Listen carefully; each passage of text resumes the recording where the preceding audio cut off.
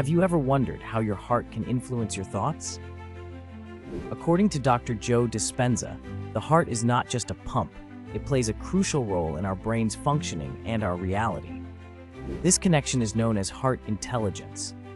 When we cultivate heart-brain coherence, we align our emotional state with our intentions, significantly enhancing our ability to manifest our desired realities. The heart generates an electromagnetic field that is far stronger than that of the brain, influencing our feelings, perceptions, and even decisions. By practicing techniques such as focused breathing and visualization, we can harness this power. When the heart and brain communicate effectively, we create a state of coherence, leading to clearer thinking and improved emotional regulation.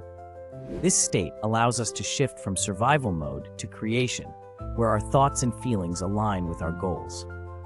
Ultimately, embracing heart intelligence empowers us to transcend limiting beliefs and create a life that reflects our true desires.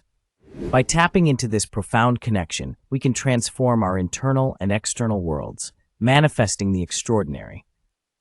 Take a moment today to listen to your heart and unlock its potential.